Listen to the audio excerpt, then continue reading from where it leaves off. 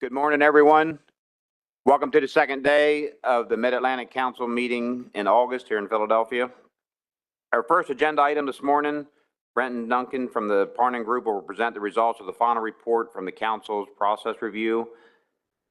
Those that don't know, also contracted the Parnan Group to identify potential ways to improve the process of developing federal fisheries management regulations, particularly regarding responsiveness to climate change and fisheries-related challenges. Brett and Duncan, whenever you're ready. Thank you, Chair. Appreciate you letting us be here. This is the report for the Mid-Atlantic Fishery Management Council Program Review. My name is Brett Wiedoff from the Parnan Group, and to my right is Mr. Duncan Wood, two of the core team members that put this report together. Just go ahead and get started. We have a lot to go through here. See if where to click.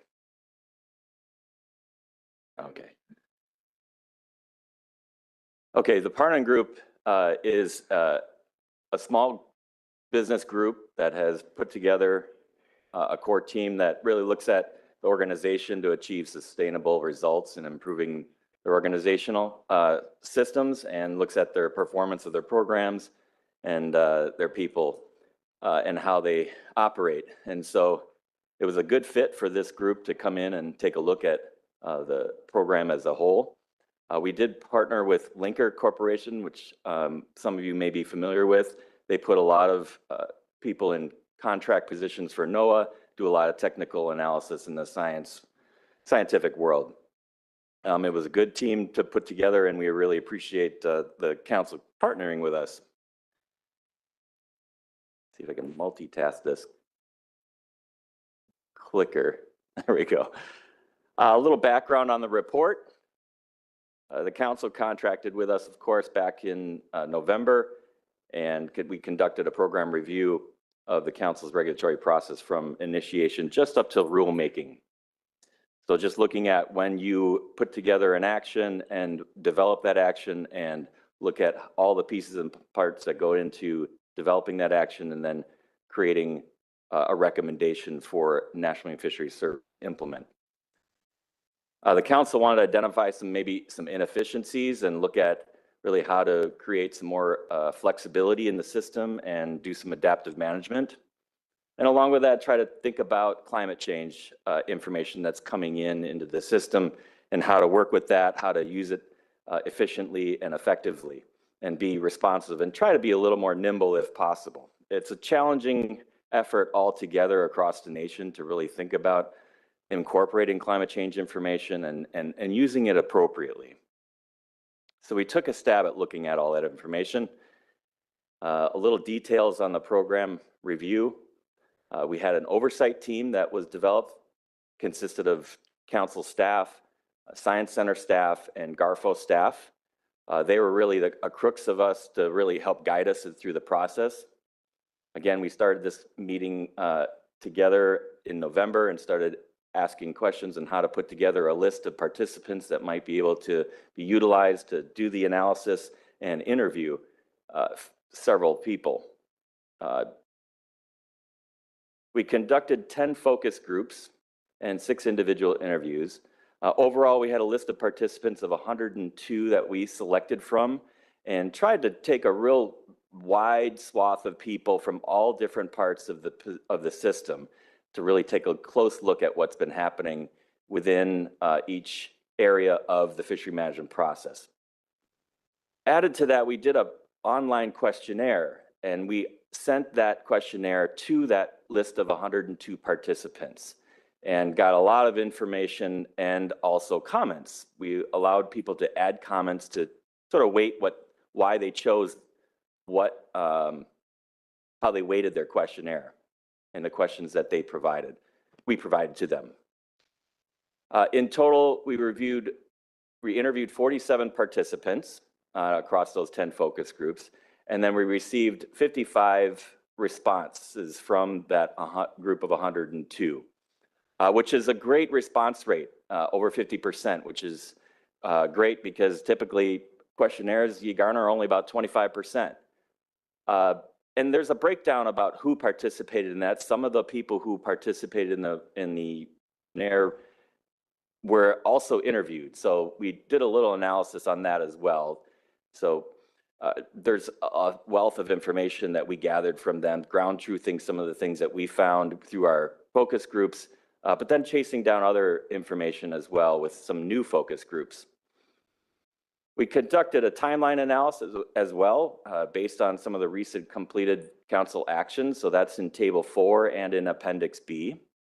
So we also then compared to the actions to some other councils in the South Atlantic and the New England Fishery Management Council, and try to look at sort of how those actions go through the system and the time it takes to them. It's not a competition, of course. We're just trying to look at sort of how people process their actions and what it might look like to do something similar in each of the council arenas.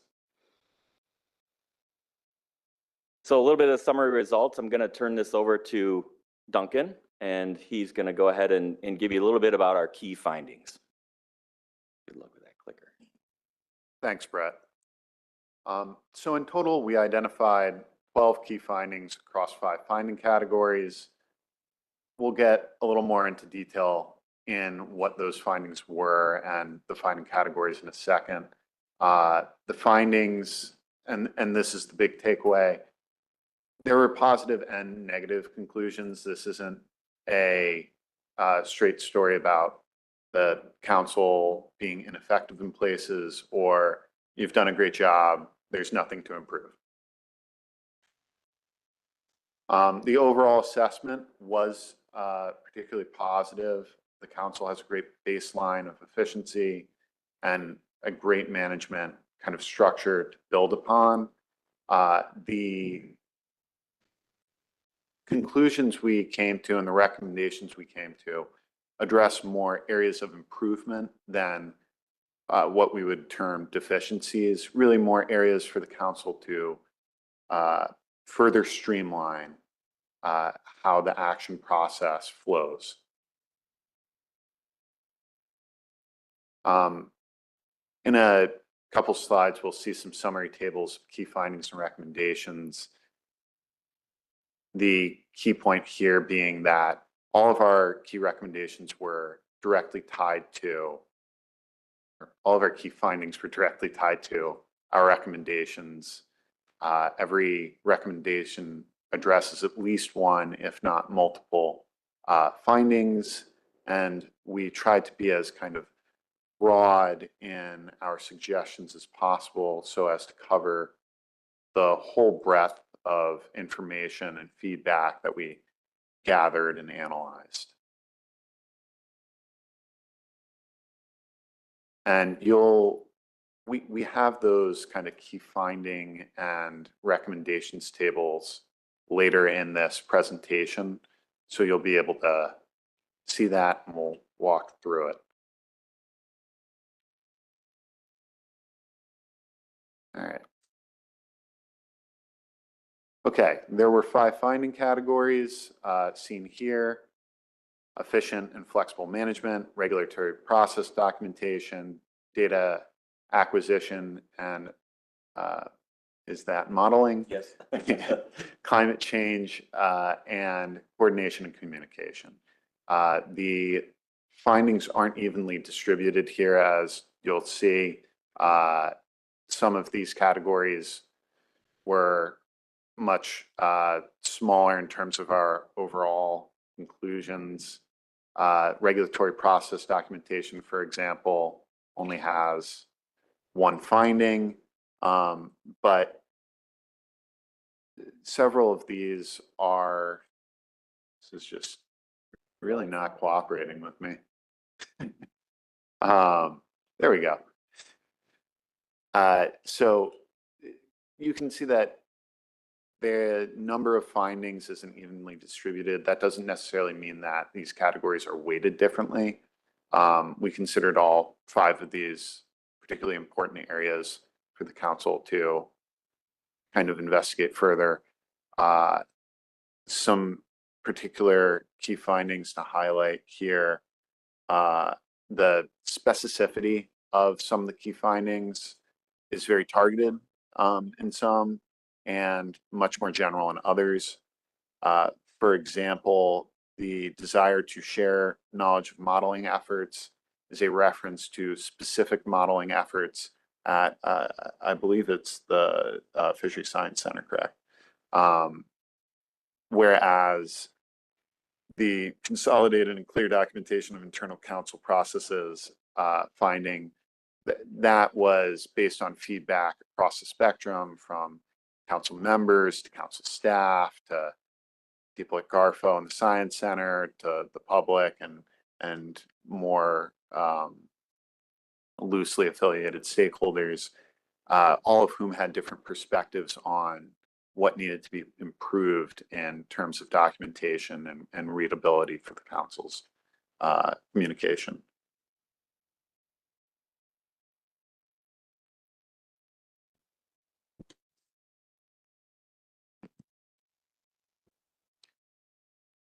There's a couple ways to look at this report as well when you're thinking about recommendations and the key findings. And before I get into the recommendations, I want to look at sort of the connectivity between these things. So you could focus on a key finding or two and just think about that issue, and does it resonate with the council? Is it something that we really know about that we need to fix? And here's maybe some recommendations that go along with that. The opposite of that is just to look at the recommendation itself and explore it and start to think about, how does this affect us? How will this make our system better, more efficient? So that's why we created Table 6, to really look at the key findings and then think about the recommendations that go along with it. When I get into the key recommendations here now, we kind of have a key that goes along with it. I wanted to think about sort of the terms of the time frame, the complexity of the task, and the impact on the process. And so that would probably help weight whether this is something we should take on or something we should improve. And sometimes the recommendations are more of an internal thing and not necessarily need some sort of council action or some major effort. But then there's others that are more complex and likely will take a lot of deliberation and decision making to decide how to move forward. So in thinking about the time frame, there's a long-term time frame, which I'm thinking is probably greater than 5 years. It's just a pretty big lift. It's going to take a while to get through. It might be a pretty weighty issue. Or something that's short-term, down to less than 2 years or even a year, or could just take 6 months, or just a little bit of brainstorming about how to move something forward internally. Regarding the task complexity, that's either really high degree of complexity with a lot of considerations, really challenging to implement. So right down to a low degree of complexity, just some simple, easy to implement. And so there's some low-hanging fruit, there's some really easy ones, and then there's other things that are like, boy, that's a really big deal. Let's try to really think about whether we want to take that on. But then we try to take those recommendations and think about the impact on the process. So if it's a high impact, meaning it could address all 3 of these criteria, it could increase the flexibility, change the efficiency, and maybe it'll anticipate some climate change information. And so we try to weight that as well. We may not be straight on the mark on these, but this was our best guess on what we understand the process works and how it might improve or make things a little bit better in your world. So I'll touch on a couple of the recommendations here in the key categories and just try to review a little bit and highlight some of the things that I was thinking might be beneficial and some things to consider. Let's see if I can get this to advance. Thank you. All right, just thinking about the main category of efficient and flexible management. And I got to say, like Duncan said, you do a lot of great work already. And it wasn't like, okay, let's pick on something. We got to find something. But there were some things that we thought resonated with some of the interviewees and things that were provided in the questionnaire. One of the things, and this is something as a ex-council staff I struggled with, but figured out a way to really work with, was recommendation 1 and limiting the timeline and scoping for actions. And it's easier said than done. I know it just depends on the subject matter, depends on the complexity, depends on the number of stakeholders. But sometimes we can get into a cycle that is just a Christmas tree effect or this scope creep, whereas there's an action that happens and everybody wants to hang their Christmas ornament on it and see if we can get it through. So what I found was really, and I try to articulate this in the document, is thinking about the purpose and need and really nailing that down and then sticking to it, because not only will the council benefit from then having a real direct effect and a real understanding of what is the purpose of what we're doing here, it also leads the staff to do the work that they need to do, working with their teams or internally to just develop the correct options or alternatives. You don't wind up in a cycle of continued reconsideration. So I'm trying to think about a way that you could set some sort of timeline. This also is related to the communications aspect, as well as communicating where are we at with this item. Is this really something that we should repackage with other things, to really be cognizant about that, so things don't become stale or constituents become frustrated? Because I remember having a laundry list of 70 items and trying to work through those things, and things just get stale and old, and you don't remember what the purpose and need of the action was. So this is one that personally is near and dear to my heart. It may be short-term, low impact, but it's trying to set the pins up so that when you knock each one down, you stay the course and you don't deviate too much. Yes, things come in and change the action, and odd things happen, but trying to be cognizant of that is really important. It can create some efficiencies if you can stick to that rule of thumb.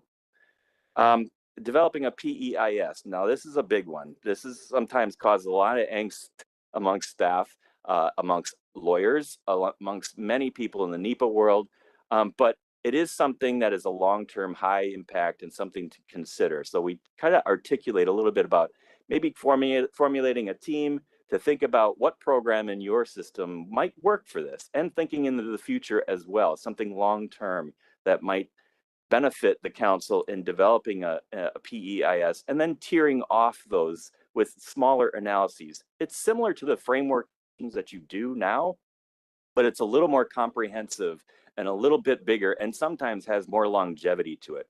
We have used this in the West Coast, whereas we would develop groundfish specifications process, but we were tiering off sort of a bigger, larger action that really scoped out what was happening in the fisheries world. So then you could just tier off that. Again, it's something I really like to explore, or like you to explore, and just think about it for the future.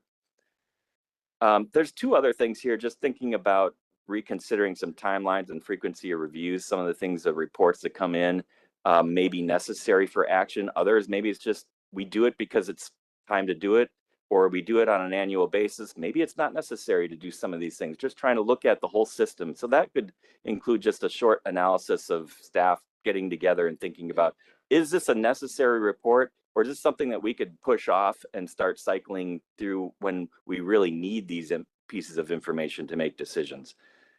Same with the framework action efficiencies analysis. We did a little bit of that. We're going to provide an addendum to our efficiencies analysis regarding the actions that you have already taken.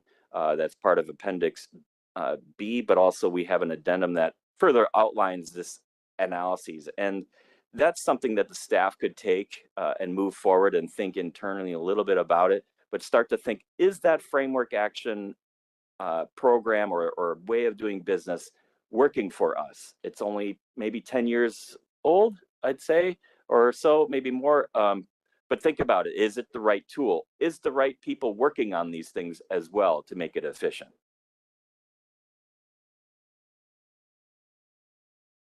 So one other one I see is that's probably very simple, short term. There's three here actually under the regulatory process and documentation, is developing a repository for some critical procedural documents. You could put something on an intranet or internally that for all staff and probably council members to access, really critical documents that are really either train up new council members or just document the process in general for people to go to really kind of dig in. It can be just short 1-pagers, 2-pagers. You already have some of these things, but they're dispersed either internally or externally. So just finding a one-stop shop place to add that information would, I think, create some efficiencies and benefit all those involved. Two other things here, as well as simplifying the summary language. Some of this is already happening. We put an example in there whereas you summarize quickly about what the action is. You can summarize the purpose and need. You can just say, what do we have here, and put that on the website as well, not only just in documents. But it can take a little bit of time and effort to do that, and we understand that that's not always a simple task, but it is really continues to resonate with people to say, what are the 3 things I need to know here? That kind of stuff can really help people dial in on the issue and whether they need to join in on developing an action or following an action. We did hear internally that some of the council staff would like maybe an onboarding process, and it can stem to sort of the MRIP process where you onboard council members as well. So there might be an opportunity there to really outline that some simple steps for onboarding members and also new staff. These are some couple bigger, weightier ones. Examine the data acquisition and modeling efforts. We did hear a lot of information from, or at least a lot of feedback from constituents that we interviewed, that there were some challenges here with regarding evaluating the data that's being utilized and updating maybe the data fields to enhance some operating models. There felt like there was some shortcomings or some misunderstandings about how the data is being used, whether it's understanding what's available for use. So I think there was something there to dig into, and we do explain that a little bit more. And I think it's a bigger item that is a long-term effect, but and I think also there was some discussion in some of the recommendations about evaluating operating models as well in external documents that we cited.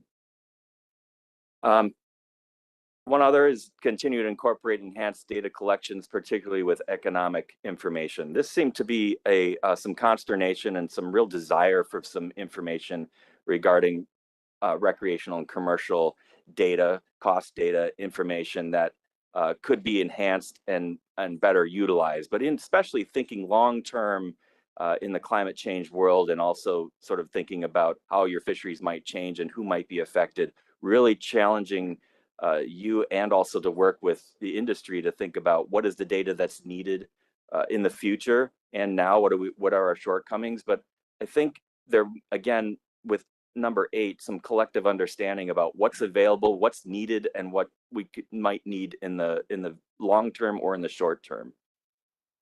And then finally, this is what Duncan was alluding to, talking about the supporting efficient development of the limits, the catch limits and ABCs. There's probably a little bit of short-term effort that could be some gathering together about how to understand non-assessment models, not making everybody a stock assessor, but just thinking about how to utilize and create more ranges of information or alternatives, and how to relay that information to the public and to your council members.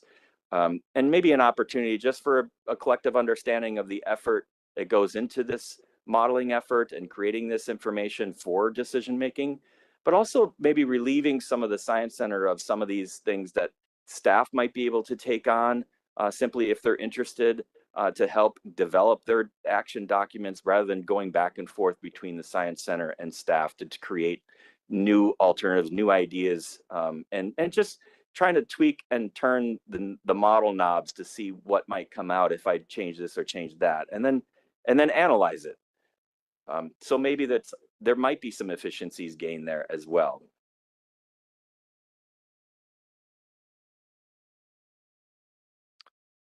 The climate change response and climate ready fisheries topic, we looked at a couple items here, and I know these are probably at least R11. Some people just want to crawl under the table, but reconsidering reallocations always seems to be a buzzword that most people either hate or love. But we thought maybe thinking long-term and a high impact, and maybe a high impact on process, thinking the next 10 years, what does that look like? And do we want to look at it within our own council? I know you just went through an effort of reallocation. There might be some lessons learned in that system that to move this forward. Are there new tools out there that we could utilize to think about that as fisheries change and move, and we start to see effort switch and change between states? But also thinking about your councils north and south of you, and how we might want to work through that. But it's going to be a large effort to think about that holistically. But I think starting now, and I'll get to this later, is a good idea to just think it through and start formulating some teams to think it through. And that kind of goes with R13. I'll skip down to that one. There's this E3CG, and I really like this concept. I think it comes from the scenario planning document. And you put this together, and I think it's really good forward thinking to include your North and South partners and really start thinking holistically about cooperatively working together. And so those things could go hand in hand if needed. But I think these are the really good things. I think at least R13 is keep utilizing that platform and work that in, dedicate staff to that effort and really think it through. I think that too can go a long ways with coordination and communication that I'll get to here. Yeah. If I could jump in on that. With R13, Oh, R3, back yeah, one, R3. yeah. There are subtasks within that would be relatively simple. Overall, yes, it is a high complexity task, but that doesn't mean that necessarily, right? Increasing engagement and communication should be a fairly simple process.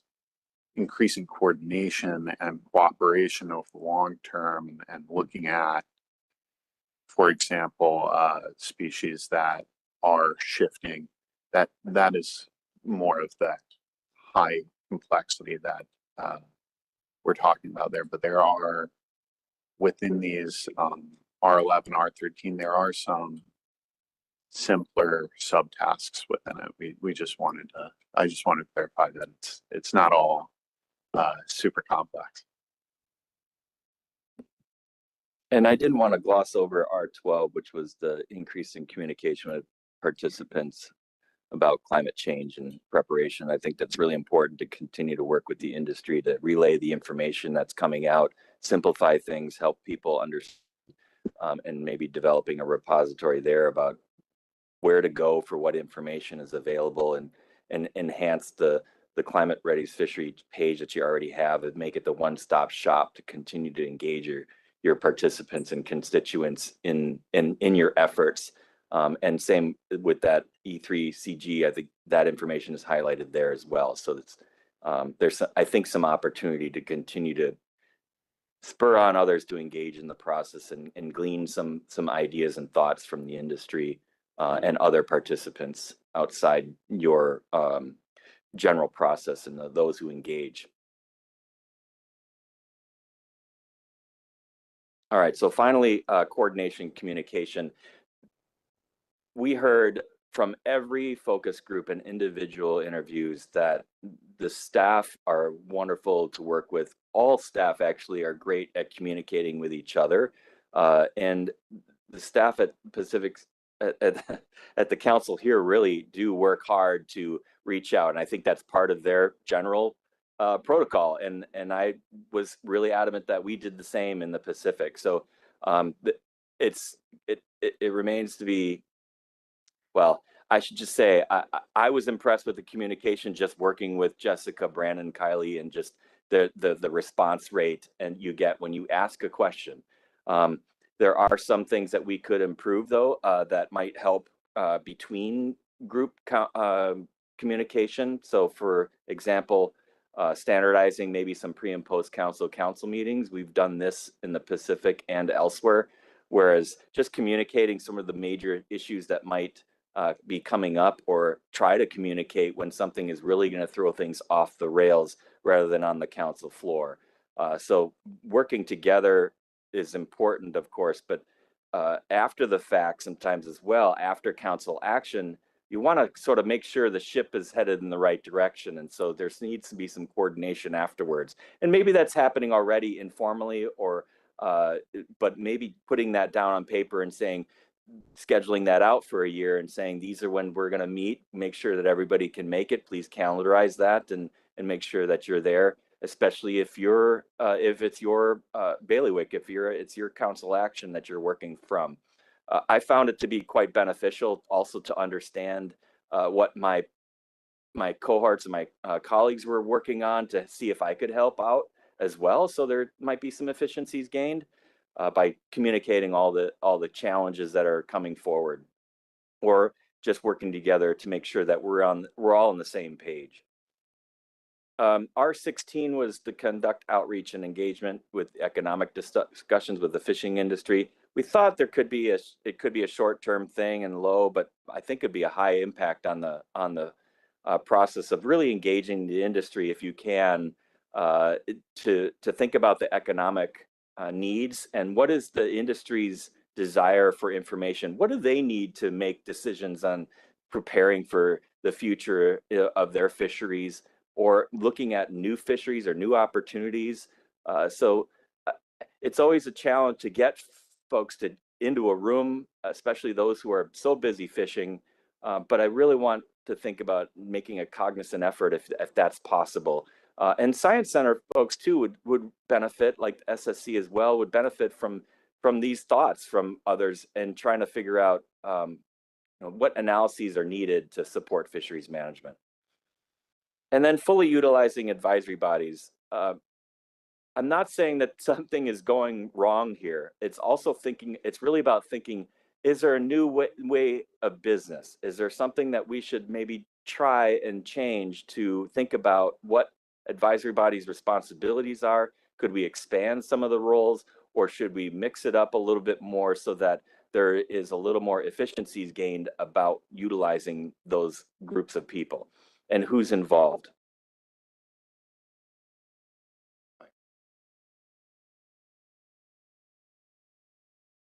Hold on 1 second. Back up.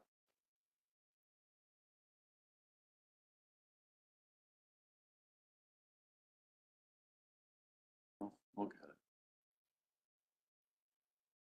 Sorry, this clicker's not being super cooperative with us, but I wanted to go back to R14 and just briefly mention, I understand that the suggestion for more meetings isn't exactly exciting or everybody's cup of tea, but one of the findings we had was specifically around late breaking information and the potential where sometimes something comes to the floor during a meeting or late in the process and causes consternation or friction between different groups in the council's ecosystem. And the idea here is, it'll likely be a low impact on the process, but it should hopefully avoid having any, late in the game incidents or confusion, which should go a long way to making sure the communication remains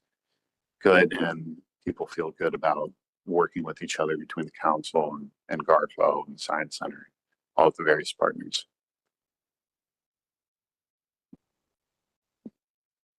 And we understand that I just had finally time to think about this, and it's actually not a good idea, or maybe this is a better way. So we're cognizant of that challenge.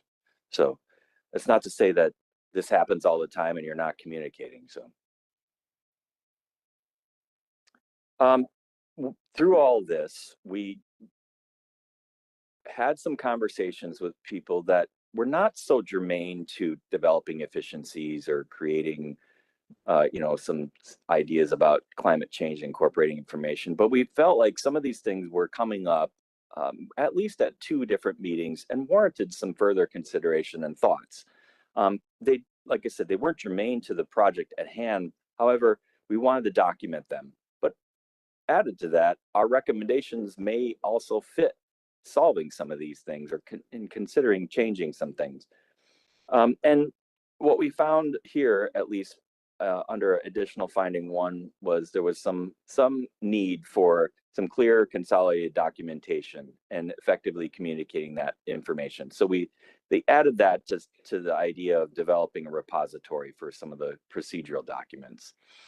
And as well, there's a lot of information out there across different areas and different parts of the website, different organizations. And if we can possibly summarize and simplify some of the summary language in these documents. It might help constituents understand the complexities and the information that is needed from them to include themselves into the process.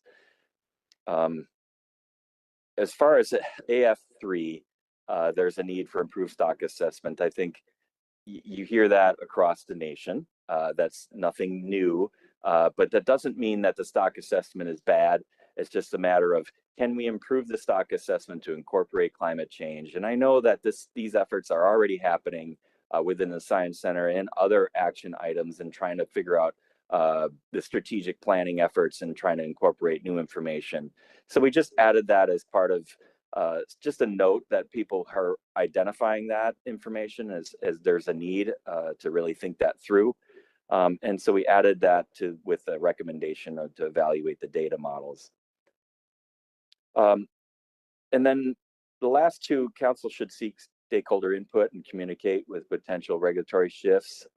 There was definitely some ideas around wanting to understand climate change impacts and make sure that whatever happens, it includes the industry, but also really thinking through whether it's a necessary action as well. So we want to make sure that there's increased communication with participants about that, and utilizing maybe that website for where to put all that information regarding climate change and actions.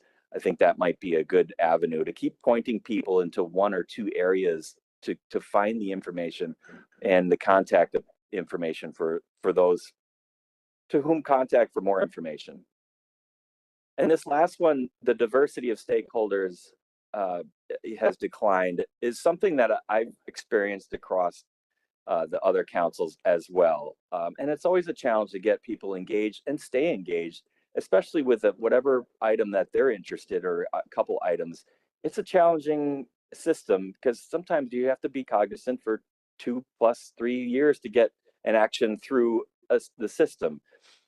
But I thought that with the advent of COVID and everybody working from home, that there would be a real uptick in information and participation and gathering of people who have been disconnected from the system, but then also now can join online. I saw that initially, but it has waned quite a bit and gone back to sort of the same old players. And so I'm trying to think of a way, how do you increase and engage participants and get people involved with new thought, new ideas. I don't have a ton of ideas on the table here, but I just thought we should highlight that, as that was something that was articulated a couple of times, that these certain advisory bodies would like to hear from different people. We'd like to hear public testimony from others that would really enhance the decision-making or give new ideas and thoughts.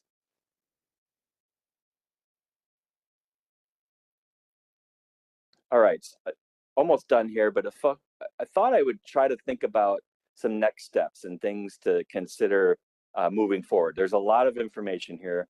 And so how do you digest all this stuff? Well, I typically in my process look for that low-hanging fruit and think about the short-term things that are maybe not very complex. And I think there's several of these here that really are internal things that staff could work up and work through, maybe partner with some of the other outside organizations to work through some of these things. And so I've listed a few here, thinking that those might be pretty simple and short-term ideas to work through.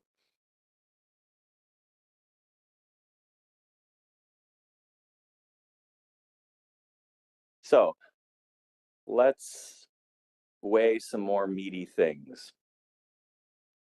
You see what I did there? Everybody still awake? Okay, so secondary, but I think really important, I thought, was really to look at the timeline and the scoping of alternatives, think about the frequency of the reports coming in.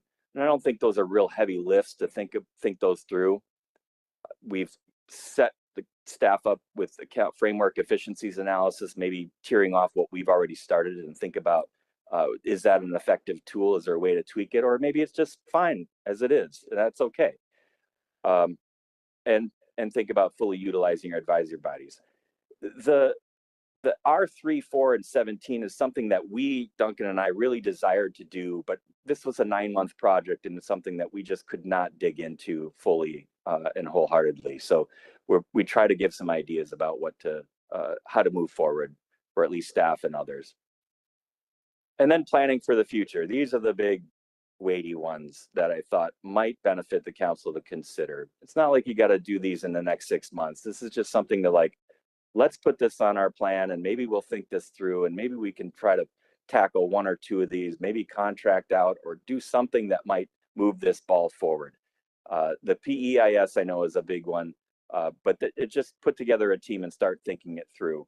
And then maybe incorporating, enhancing some of those data collections. Those again, thinking that through with a few core folks, thinking what might be needed in the now and in the future. What is the staff lacking to really put on paper, especially for the recreational fishery? What information is needed to really feel good about what you're hanging your hat on to make your decisions. And then, of course, the rest, some outreach and engagement with the industry. And again, continuing to improve that E3CG group and really hanging your hat on that as well and making that a priority, I think is a big one.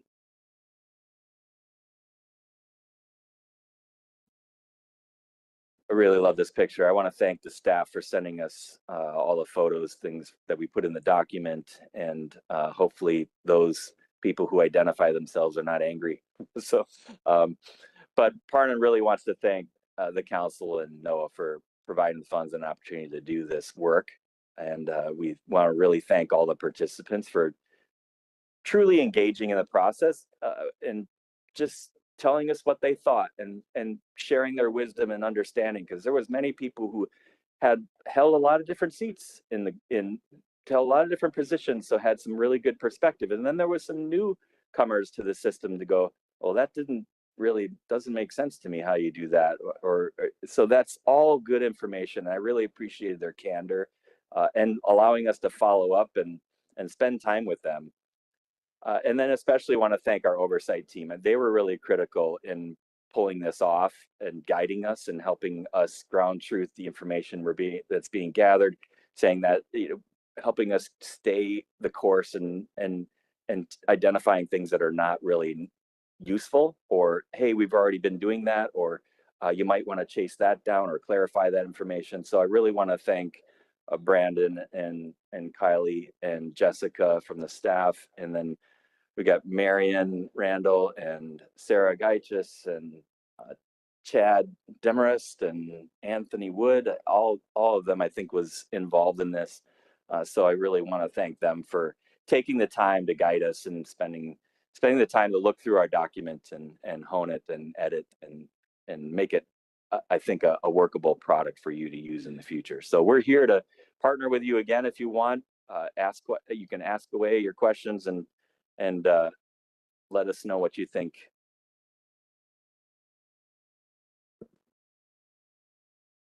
Brett and Duncan, thank you very much for the report. Any comments or questions, things council members think we should prioritize, some things that possibly on the list that we don't even need to further evaluate? Joe Semino. Thanks, Mr. Chair. Thanks for the presentation. I really appreciated it. I think I was a little interested. One of the notes that came out of this that I agree with is maybe not robust enough economic analysis and economic impact analysis. And then in there, a couple times you have about engaging with the fishing community on economics. And yet you're sort of tying that more to engagement and outreach than to a solution to, a more robust economic analysis. So I'm curious, are you seeing that as something that really should be starting off as informal, or can we be developing surveys to use that as data collection to help in a more robust analysis?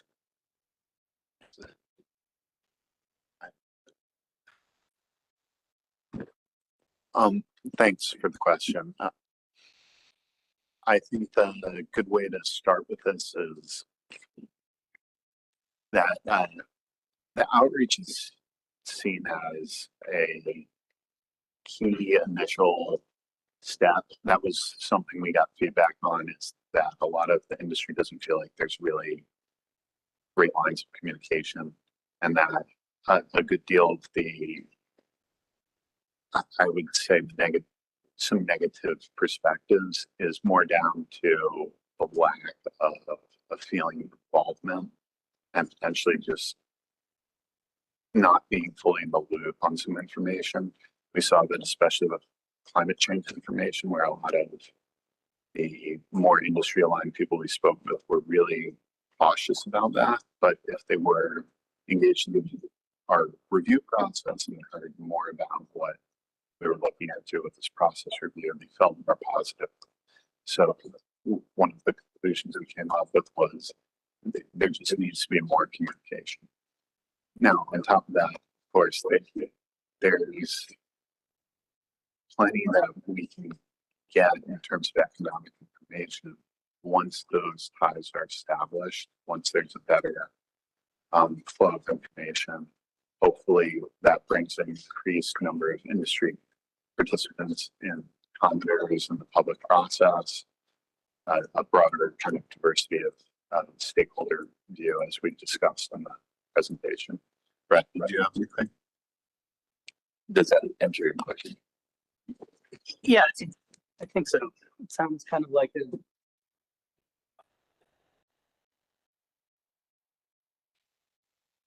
Yeah, as far as the modeling and the information you need, can be start looking internally.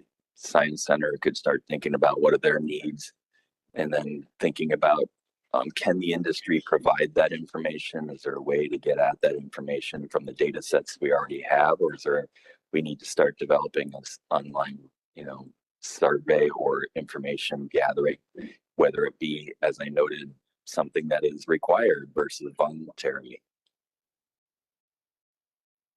yeah, no, you mentioned Science Center, but I was thinking too, importantly, the NEPA process and just what the impact of those decisions that we make mean. So I think, it'd be for Garfo as well. I am interested in the idea of a programmatic EIS, but I don't control the discussion here, so thanks. Michelle Duval.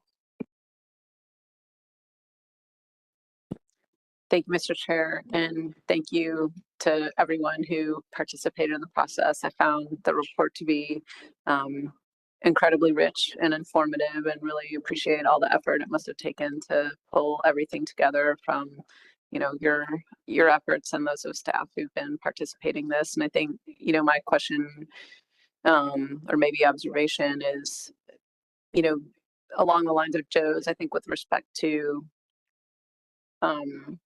maybe including additional social and economic information into the process. And I think in terms of the information that we already have readily available, I think just around the table and, amongst our advisory bodies, SSC excluded, I think there's a general lack of understanding of what actually is available and what's out there.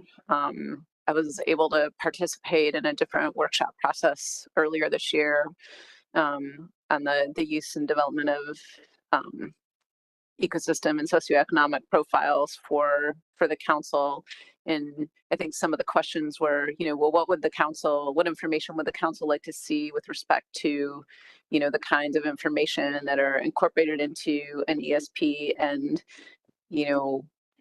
I think my response is like, it's a bit of a loaded question. We don't really know what we don't know, right? So it makes it difficult to respond and say, this is what we would like to see. So I think, I would love to see in there more, so similar to some of the recommendations that came forward about, using some of our advisory bodies and the expertise that we have, around the SSC table.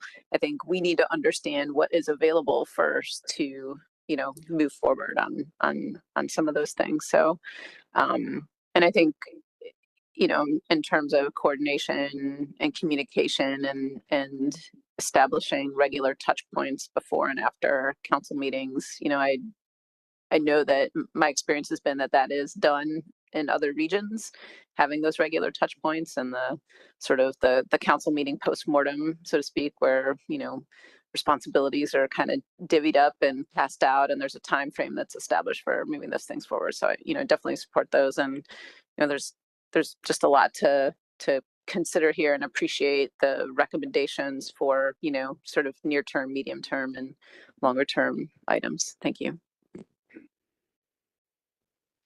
I appreciate the compliment. It was a big effort to get this pulled together in 9 months, but I appreciated the guidance and information that really supported us getting off in the right step. So, you know, Jessica and Dr. Moore helping us really kind of orientating what their desire was critical. So, and I think I agree with you on those other 2 points. And so I hope that we could, if needed, partner with you again and move things forward. But I think there are like some simple internal things that can be done that can be moved forward. Jim Gilmore. Thank you, Chairman. Thanks for the great presentation. Just a suggestion and a comment. This seemed very familiar because in New York a few years ago we did something similar, a mini version of this. And just one thing we found is that what we added in was to incorporate the change. Was it a procedural change? Was it a policy guidance change? Or was it a regulatory statute change? And each one of those items we identified that you have in a report, we highlighted which one of those would be. And I think that helped guide us in terms of how much work it was going to be. And it's funny, we use the same term, the low-hanging fruit. But low-hanging fruit, there were 3 of them. One of them we did right away within a few months because it was a procedural change. The other 2 were statute changes. We're 3 years into doing that statute change for the low-hanging fruit. So just a word of caution. Just a comment, and when I got to the cross-council communication cooperation, and the allocation in particular. So my first council meeting was in December 2007, and the hot topic was allocation reallocation. And Magnuson talked about it, but there's different interpretations to it. So, you know, we're approaching the 20-year anniversary of my first council meeting and the Magnuson Act reauthorization. And we're still wrapped around the axle on allocation, reallocation. And I think part of it is because, you know, we're all sitting around the table protecting our state's rights, whatever. So as much as a lot of these people are great friends of mine, they're just giving up allocation from their state to our state, or they probably won't have a job when they come back home. So as much as I think that's a lofty goal and I think is great, I don't know how we get past that part. So just, again, a comment on that. But anyway, great presentation and very familiar. I think you guys did a good job. Michael Weesey. Thank you, Mr. Chairman, and thank you both for the presentation. It was very informative. I really like this kind of stuff. Something that I tend to find myself thinking often a lot about is just the efficiencies of the work that we do and the effectiveness, and making sure that we bring in all of the needed information prior to making decisions, and that we reach out to our public and our stakeholders, and we have an efficient process that we go through. But then when you really think about it, in order to do all of the things to make the decision-making informed, it's not all that efficient, because of all of the time spent spinning wheels and reaching out and waiting for feedback from an audience who sometimes feels like their voice is not heard, or that even if they were to offer suggestive advice to council members, that maybe our hands are tied based on the process that we have to follow. And so when I was looking over the report, and you had mentioned I think it was recommendation, it was R2, the programmatic environmental impact statement. I think one of your comments when presenting was that it gets people's hackles up.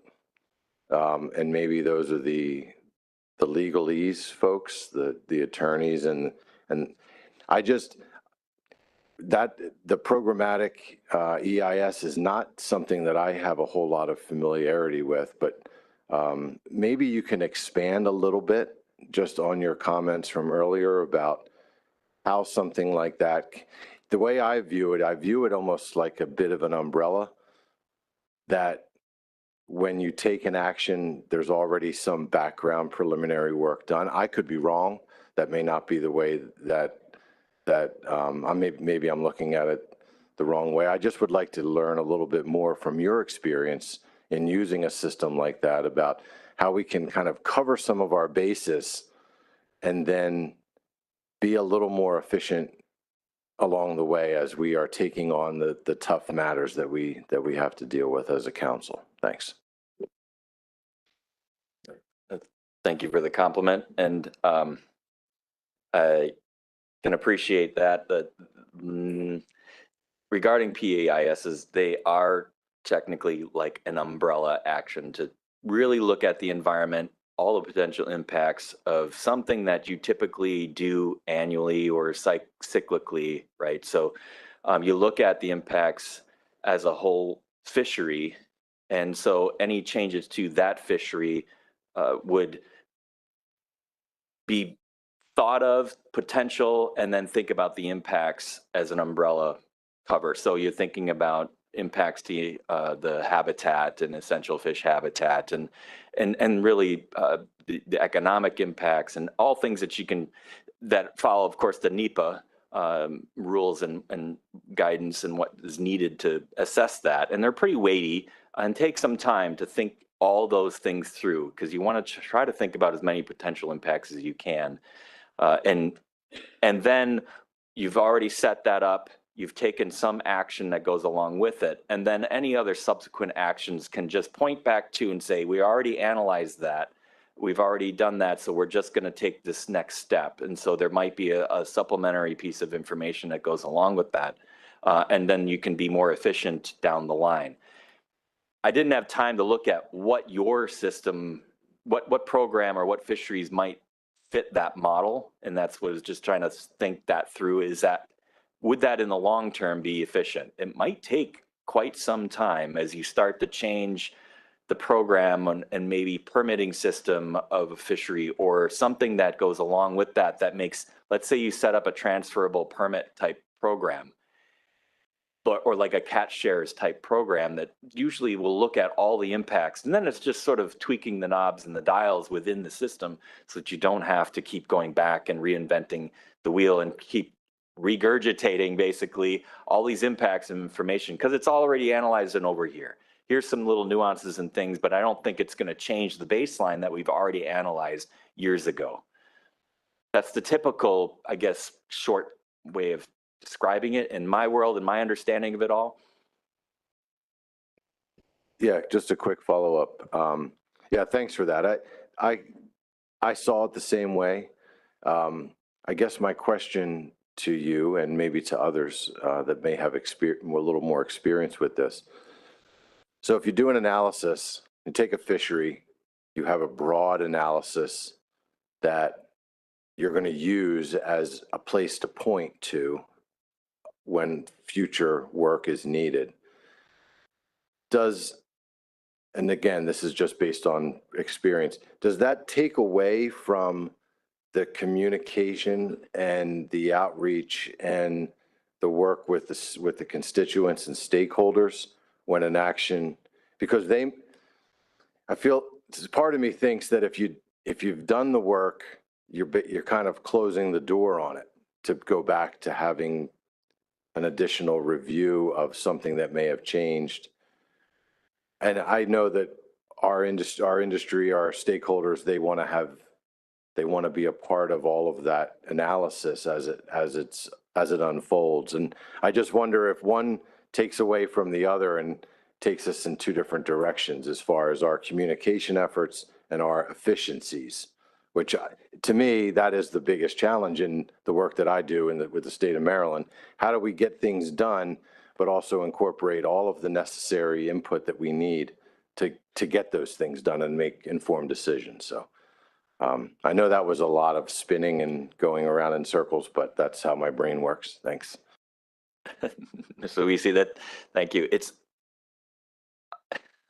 a fair question. And no, I don't think it takes away from the public engagement. However, a PEIS typically allows for a longer public comment period to sort of really think this through and help people go, okay, I think I know what's happening here. Here's my comments on it. And then in the future, whatever action comes out, they could go back and point to sort of, we talked about that. Is there something new here that you want to share and provide? So I think it's the same similar council action type process where you would, here's what we're going to do, announce it, provide some public input, but you don't have to go through 3 council meetings to make that happen. I think it should gain some efficiencies in that.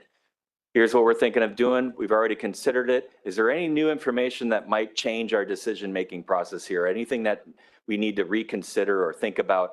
Or maybe that changes there's some extra stuff here that actually is outside the original analysis and the baseline information. We need to know that too. So no, I don't think it changes the public process in that, but I think you can get away with a 1 meeting process rather than a 2 or 3 meeting process.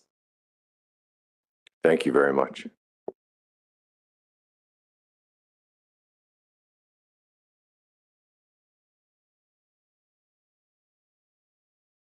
Anna? Thank you. I just wanted to tell you I appreciated the report. As a new council member, I actually found it quite informative, sort of reviewing the processes and the challenges coming in. In terms of the recommendations, I just wanted to note that I'm particularly supportive of fully utilizing the advisory bodies. I think there is a lot of pride for folks when they get those positions, and when they don't have meetings for a while or we're not utilizing their sort of opinions or thoughts in a timely manner, I think it does hurt the process. So I definitely would support that as one of the recommendations to continue with. Michelle? Thank you, Mr. Chair. So this is maybe a bigger picture question, and I guess I'm looking more to Dr. Moore and Mr. Pentney, and I'm going to loop Bob Beal in here as well, just for the fun of it. But, you know, just thinking about some of the recommendations and, you know, how Brett and others have kind of binned these into short-term and long-term, and thinking about, you know, the review and revision of our strategic plan that's going on. We've also got, you know, review and revision of, I think our research priorities, looking back at Brandon, that's going on. And so, you know, I would be interested to hear from you all, like, you know, after reading this report, your thoughts on what are the next steps for us to take all this information, take these recommendations and move forward. I mean, I can certainly see some of these being encapsulated into, you know, the next version of our strategic plan, you know, that I know Mary and other staff are working on, but, you know, just would love some, I guess, reaction from the staff. So thanks. Chris? Thank you, Mr. Chairman, and thank you, Michelle, for those questions, comments. Certainly, I was waiting for the end to really jump in and really get to that point. First, I want to thank Brett and Duncan for an excellent report and all the help that the steering committee provided to you as well. Excellent. So really appreciate your work, and I appreciate the details that you put in the report. So, you know, sometimes we ask for these things and we get these high level sort of recommendations. You need to communicate more. Well, you know, good, but what are you talking about? So having the specifics there, very helpful. The timing for the release of this report is perfect from my perspective. If everyone remembers, we're getting ready in October to begin our conversations about the 2025 implementation plan. So that'll start in October, and then in December, the council will make the decision relative to what we're actually going to do for 2025. So having this report available to us will help feed into some of the recommendations that you see from staff relative to what we should do for 2025. That doesn't really prevent you, and I hope it doesn't, and I encourage the council to take a hard look at the report and think about from their perspective what's important for 2025. I am soon going to ask Brett and Duncan to identify 2 or 3 things, and I think it's a fair question to you guys since you're involved in this. 2 or 3 things that you think we really, really need to focus on for 2025, and you can think about that as I wrap up. But there are a lot of things in this report. Some of them relate to a lack of transparency. So for example, there's a comment in there that says we really need to do these post briefings of council meetings. We do them, we do them at a staff level, and we talk about everything that comes out of a particular meeting, create a to-do list and actually move forward with that. But we don't share that with the council. We don't have that conversation with the council, but it does happen. We have another example is we do have an onboarding process for new staff. It's just not a formal one. It's really, I have an onboarding process that really adapts to the individual that I hire for a particular job. So that does exist, but again, it's not detailed. And maybe we do need to detail it. Maybe we do need to have a package that says, if you're a new staff person, this is all the things that you need to think about. We don't have that. So maybe we should consider that. I think the key point though is we have a number of key findings and recommendations that Parnan has provided to us. The trick is how do we turn those into action items? And again, I'm going to ask Brett and Duncan to provide me with 2 or 3 things that they think, just to sort of stimulate the conversation. But some of the longer term things we've started, right? We've had conversations about PEISs, and for whatever reason, we haven't moved forward with those. We have the climate coordination group that exists, and we're continuing to have those conversations as well. We do have ongoing conversations relative to the strategic plan. So again, the timing's perfect. We can take some of the things that are in this report and feed them into the strategic plan. So with that, I'll wrap up. I don't know if Mike and John have anything to add relative to, or Bob, relative to add to my comments, but certainly now would be a good time for those. Bob, Bill? I feel obligated to say something. I don't know. Obviously this is a great report, and it's directed at the council, right? It's not an ASMSC review. However, there's the 4 species that we're going to talk about for the next day and a half, overlap, and the board and the council get together and work on those. So, and a lot of things identified in this report directly or apply to the commission as well. We could do better with increased economics. We could do better to use economic information. We could do better using our advisors, and transparency and all these other things. So I think if there are steps the council is going to take to move forward in response to this, and that overlaps with the 4 jointly managed species, I think the commission would follow right along and then, be interested in modifying whatever joint process that this, we overlap with the council on. And frankly, maybe we take some of these recommendations and look at, the commission process and say, all right, is there a way to adjust how we do business at ASMFC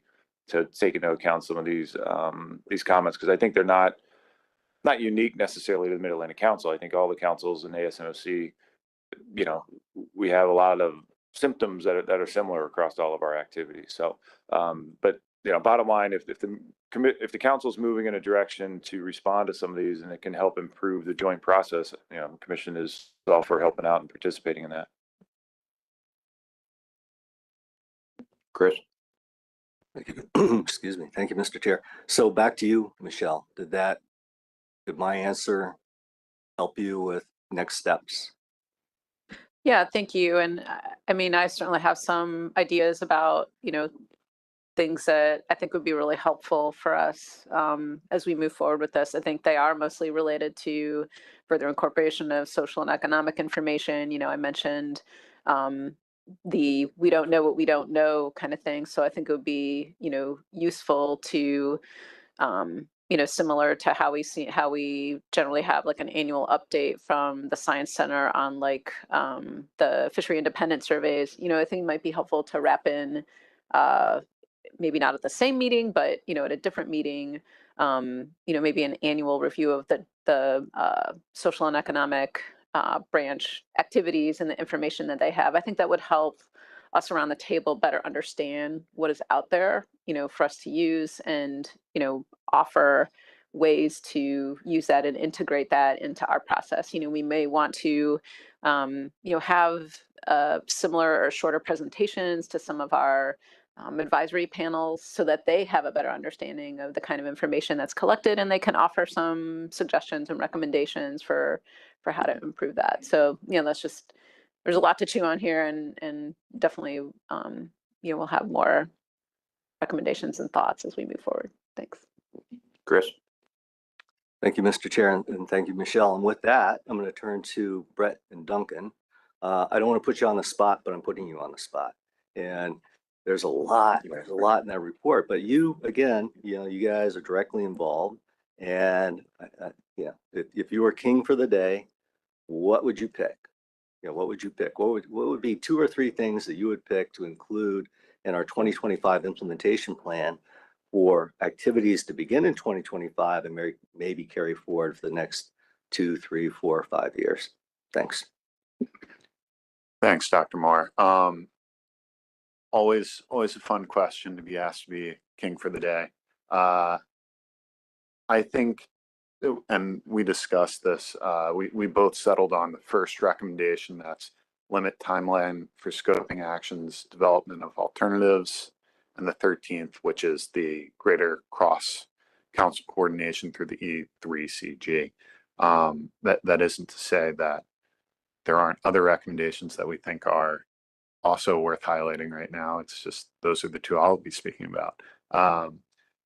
So that limit timeline for scoping actions, alternatives, the timeline analysis we conducted showed that that initial period from scoping through alternative selection, that is the one that has the greatest kind of impact on the overall action item timeline for the council's items that we looked at, all of the items in the last 4 years that have been completed.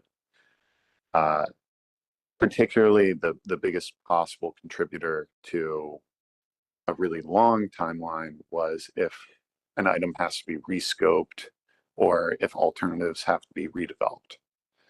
So any process you can start in 2025 that allows you to more narrowly kind of guide and define that process and hopefully prevent the needing to go back and rescope or redevelop alternatives. I think that's going to be where you'll see the biggest time save in terms of your overall average time from initiation to final rule. I think the other effort might be R8, where you're evaluating the data utilized, update fields and enhancing operating models. I think you're already starting that process in the strategic plan. I recall seeing some things around that, some effort, some thoughts on that. And there's a number of things that can be done that can tier off that too with the outreach and information gathering type stuff. So I think that's more of a 5-year thing. You could kind of put that on the 5-year plan and start to crack that open and decide how you want to approach it. And but I think in the long term as well, that feeds into R9 and enhancing your economic data collection, maybe even, like I said, considering a requirement for data collection, and maybe 10 years down the road, then you'll have really what you need. And so I'm trying to think that long-term scheme, if you just start now kind of approach and see where it goes, I think that would be beneficial in sort of shoring up yourselves about the critical pieces of information, especially I know in the recreational fishery. I know that's always been a struggle around the nation about the information being gathered for those fisheries because they're so dispersed. There's so many constituents involved. But trying to think that holistically if possible. I know a lot of people complain about MRIP or whatever data collection process it is, but just trying to figure out 10 years from now, where would we like to be? What would be, good to have as far as our data collections and modeling process? I know it's not under the council's purview to collect quote unquote the data, but to work with its partners in the Science Center and think about, what is it that we're going to need? What do our modelers need? And try to start mapping that out and make a concerted effort and see if there's any wisdom too through the E3CG, if some ideas there too, that I'm sure they're struggling as well, trying to figure out, you guys have any wisdom on this? What do you think we should do? And again, it kind of feeds into, is there a repository for this information? I like the model of Pacific States Marine Fisheries Commission, where they have a lot of information available from so many different states. And it's at the fingertips of people who have access to that confidential information and utilize that information. So I think the Atlantic States Marine Fisheries Commission is the perfect platform to start that as well. Now that might be a 20-year type deal where you start to build that program and start adding data to that system. But I think down the road, people are going to really appreciate having some one-stop shop of data collection. I know it's a lot of data sharing agreements and a lot of confidentiality information that's being dealt with, but you can get there. And separately, I'm working on that confidentiality rulemaking with NOAA and as a different in this Parnin position as well. So that's a separate effort. So I'm cognizant of that information sharing and all those nuances and challenges that go along with it. But I think that might be a good route to take, maybe R8 and R9 and start that process. Peter Hughes. Thank you, Mr. Chair. Good morning, everybody. Thank you for the presentation. It was an excellent presentation. I do have to say though that I'm kind of coming at it from a different perspective as a member of the public, and by shortening the scoping timeline or something along those lines, at what point does transparency suffer for the members of the general public? And you kind of have to take that into consideration also, because it's huge. We are a very transparent and open process. That's what this council does.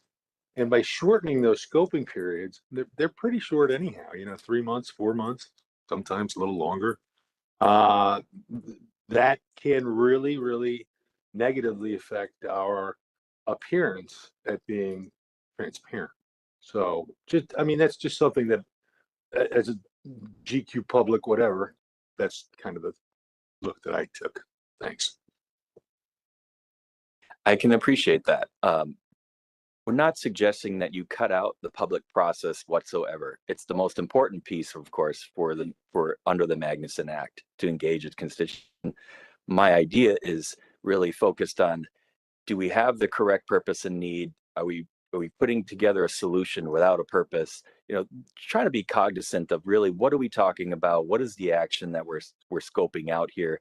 And that not just that public process part of this feedback in the scoping, 3-4 months, but it goes all the way to that first council meeting where you have this analysis and the information at hand and deciding, is this the action that we're correctly articulating and the alternatives that we are putting on the table? If you can start to articulate that very clearly as soon as possible, and the council gives guidance to the staff and to the public as to what is it what problem are we trying to solve, and articulating that in writing very clearly, that will save time over the long haul, especially for complex issues. I've, in my experience, gone back and changed the purpose and need statement about 5 times, and actually on wordsmithing on paper with the council. The problem with that system was we didn't have a real reason, what the real purpose or problem we were trying to solve. So you wind up in this cyclical nature, and everybody keeps adding new alternatives, new ideas, because we haven't nailed down what's the real problem we're trying to solve. So I think that's the approach that we're trying to articulate in our paper here. I appreciate that. Maybe you could help us with eco-based fisheries management in the future, because it's a tough topic. Thanks. Any more comments around the table before I go to the audience? Jose? Yeah, I just have a quick question about recommendation number 9, which is the one that says to continue to incorporate and enhance collections of economic data. I looked through the report, and regarding the enhancing of the collection data that we have right now, was that something, a view that was shared mostly by council staff, Northeast Fisheries Science Center staff, or directly by commercial and recreational people involved in the business? It was all of the above. Yeah, all of the above was like thinking through, like, do we have the right data? Can we enhance the data collections? And so it was all those constituents. That's why it wound up here as one of those items.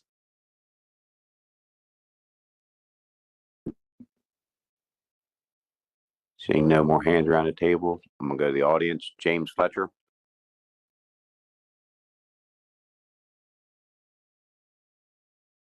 Good morning.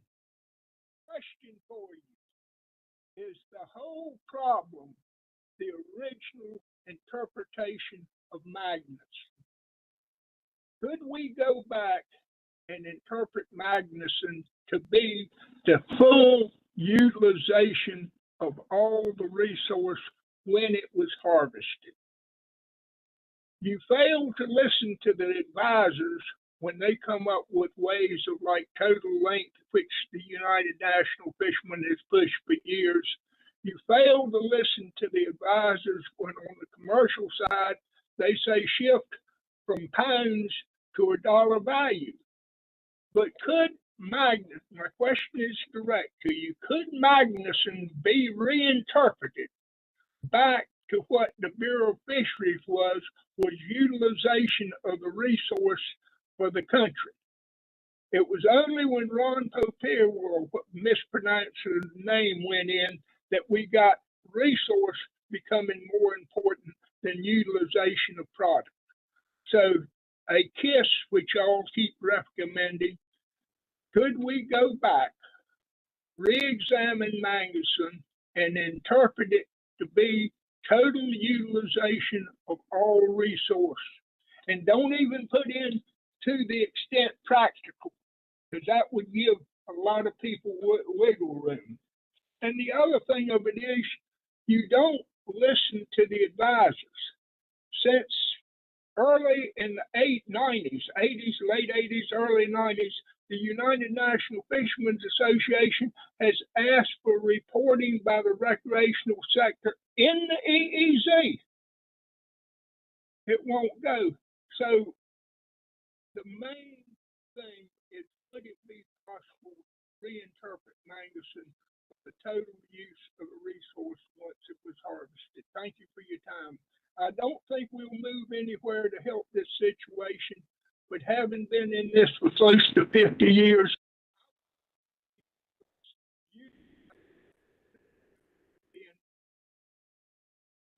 thank you. Thank you for the comments, James. Anything further around the table? Chris Moore? Thank you, Mr. Chair. Thanks for indulging me. I got a ton of questions, ton of comments, but we won't go through all those today. But I do want to follow up on an important topic, and that's the PEIS. So, Mike brought it up. We had a good exchange. What do you think the next steps would be to really looking into whether or not we should do a PEIS? You guys obviously recommending it, but that's a resource intensive thing, right? And we've had conversations over the last 10 years about doing one, but because of that resource constraint, we haven't. Because of the timeliness issue, we haven't. right? In other words, it takes you 5 years to get a PEIS done. By the time you're at the end of the 5 years, you got to do it over again because all the information has changed, right? So how do we proceed? What do you think the next steps would be? Thank you, Dr. Moore. We tried to outline maybe two ideas about how to move forward, but I think putting together initially a team to kind of brainstorm the efficacy of this, what program it might fit, maybe if there's a specifications process that might fit that model, to explore that, look around the country to see others that might have done it. I know I put an example in there that the Alaska region had done that. It was not a simple task, but they did complete it. And so I think that you could partner and with Parnan or others that might help guide that process, to put together sort of a tiger team to think about that and then decide if it's worth your effort. I think those would be the initial steps to take, and I'm not sure if that's what you're looking for, but internally, I know you might look to your staff and think that through with Garfo staff, particular NEPA staff, or other staff, like I said, that around the nation that are very familiar with this, maybe the Alaska region or elsewhere, that might give you some pitfalls or guidance on that and whether the effort is worth it in the long term. So. Thank you. Jessica? Just, Dr. Moore also asked about I guess, the longevity of some of these. If you do one for 5 years and then you immediately have to start another one for 5 years. So just a question on the West Coast, how long have some of those PEISs been utilized? Some of the ones that have been used? Thank you for the question, Jessica. It shouldn't be a 5-year deal. It should be a longer term look. The one on the West Coast was used for about 12 years, and it was started out with the specifications process and trying to understand. We set up a catch share program and did this programmatic, and then tiered off that. So any changes within the catch share program typically fell within the guise of what was previously analyzed. Eventually, the fisheries had modified a little bit and changed, and there was some one-off things that kind of changed the dynamics of the fishery, and also some new information came in as far as change the baseline of information. So we had to go back then and start to utilize larger, more robust EAs or a new EIS and not use the programmatic. So again, it really does come down to really understanding if that's a useful tool for that system and for those fisheries.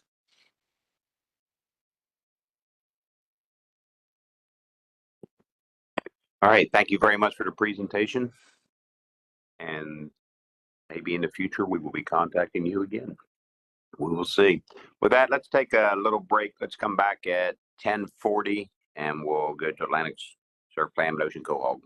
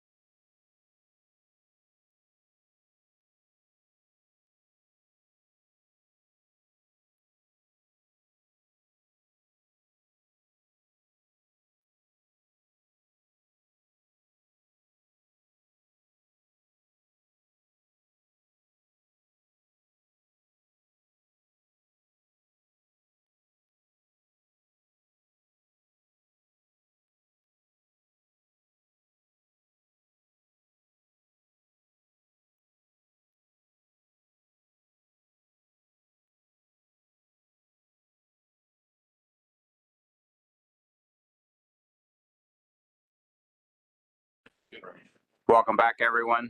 Let's get started with our last agenda item before lunch. 2025 Atlantic Surfclam and Ocean Quahog specifications. Jessica, whenever you're ready. Hi, good morning, everyone. All right, so today we're going to talk about 2025 specifications for Surfclams and Ocean Quahogs.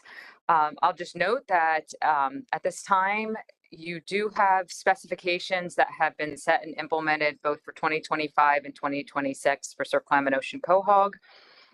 Today, I'm going to review the Surfclam Fishery Information Doc, some of the information with you, information that our advisors provided in their fishery performance report for 2024. That's a combined report for both species. Then I'll go over the Surfclam Scientific and Statistical Committee and staff recommendations. Paul Rago also has a few slides. He'll review the SSC report with you. And then we'll move on to Ocean Quahog and do the same. So for stock assessment information this year for 2025, we have received a Surfclam management track assessment that was completed. One of the big changes in that management track assessment was the time varying growth that was newly incorporated into the assessment model, along with updated survey indices and commercial information as well. For Ocean Quahog this year, we have a commercial data update that was provided by the Northeast Fisheries Science Center. I'll just note in terms of future assessment information, we'll receive an Ocean Quahog management track assessment in 2026. And the next Surfclam management track assessment is scheduled for 2028. And information on the schedules and upcoming meetings is available on the website link on my slides.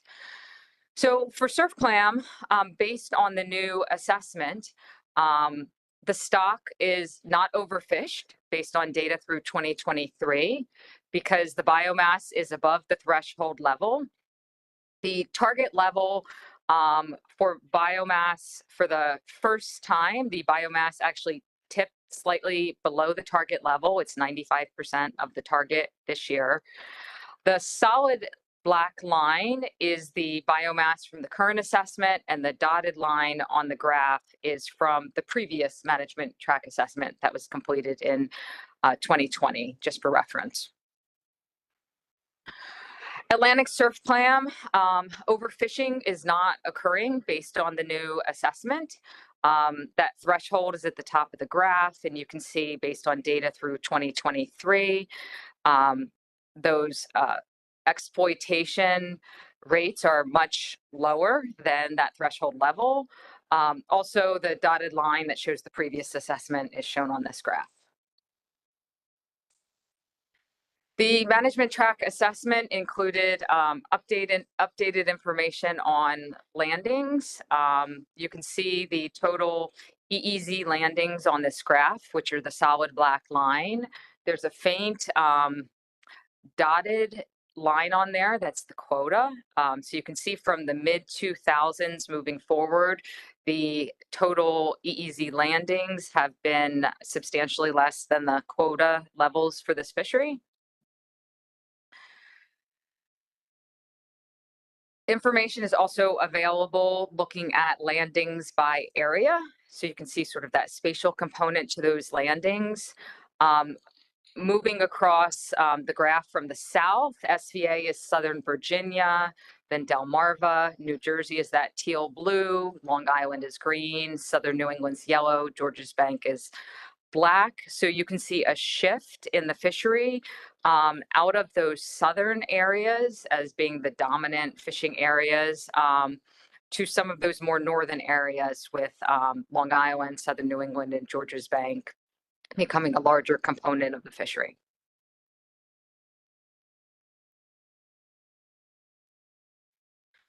The landings per unit effort is also provided in that document. The black solid line is the annual average landings per unit effort over time. So you can see since The mid 80s, there's been a steady decline in landings per unit effort. It's leveled off in the most recent years.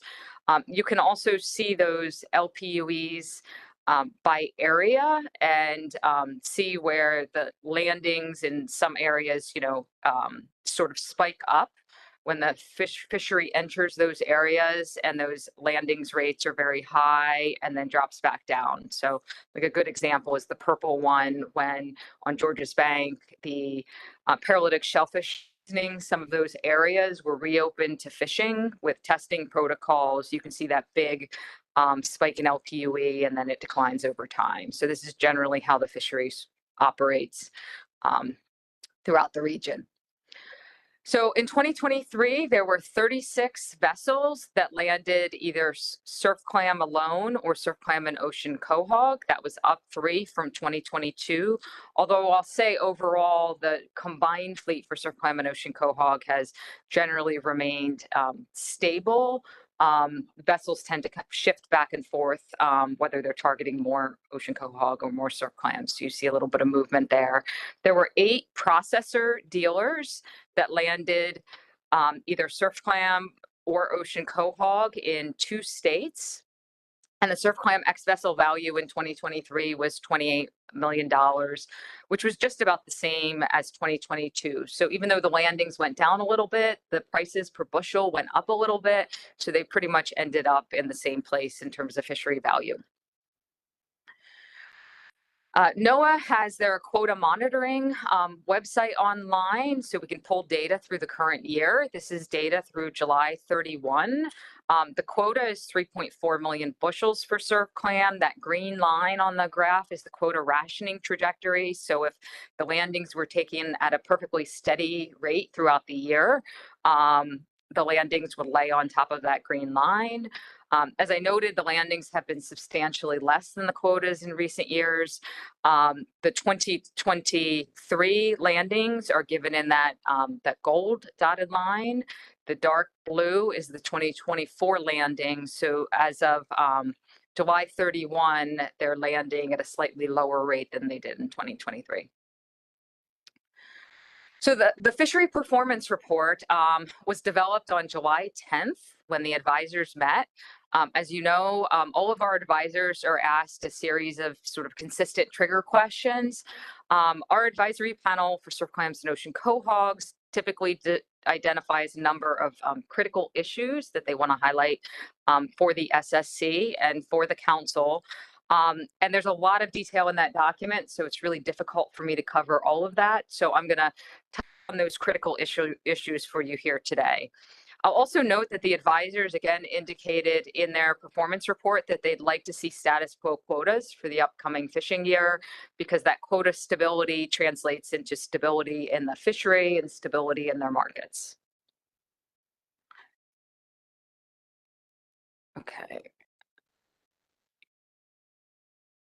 Okay, so the first issue the advisors raised relates to the Georges Bank biotoxin closures. These are closures in place for paralytic shellfish poisoning concerns. The advisors noted that the regulations for shellfish safety are being updated by the Food and Drug Administration and NOAA seafood inspection. That's an issue that this council has been tracking as well. We've sent some letters to the FTA to get information on what they've been doing relative to these actions. So the advisors indicated that even though some of these regulations have been updated and that NOAA Fisheries has not yet addressed these changes on Georges Bank in terms of opening some of these areas, and that is preventing fishery access. So they again raised that as a concern, and they're not happy with the pace at which all of those issues are being addressed. In addition, the advisors noted that co-occurrence of Surfclam and Ocean Quahogs in their catches and the inability to land mixed catches because of the regulations continues to be a problem for them. I'll note that the council is organizing a workshop and it's focused on the species separation requirements amendment that you are working on. So that workshop's scheduled for October, early October, and there's an overview of that in the executive director's report that Dr. Moore will be covering later during this meeting.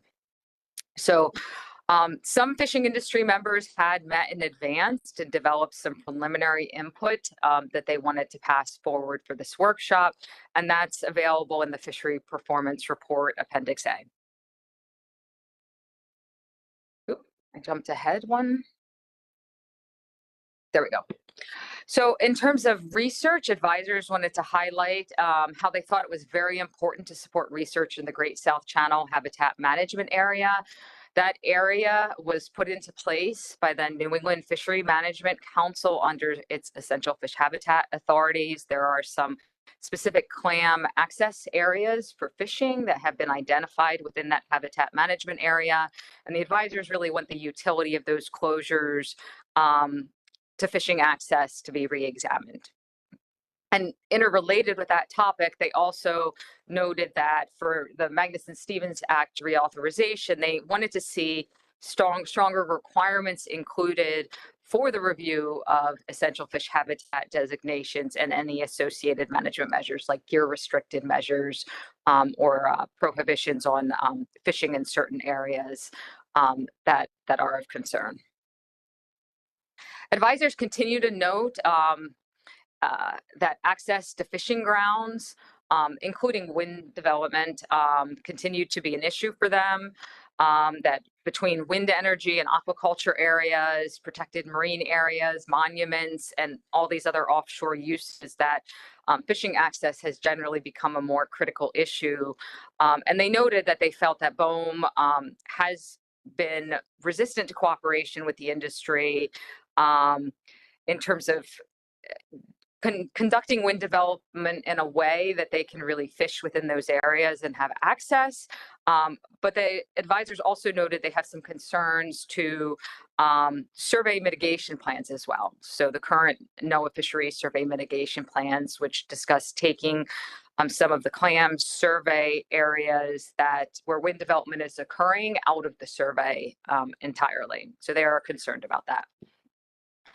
Lastly, the advisors noted they'd like to see the Surfclam and Ocean Quahog advisory panel be convened jointly with the fishery management action teams when they work on Surfclam and Ocean Quahog issue, so that they can interact with these groups and be more engaged in the development of any of those actions.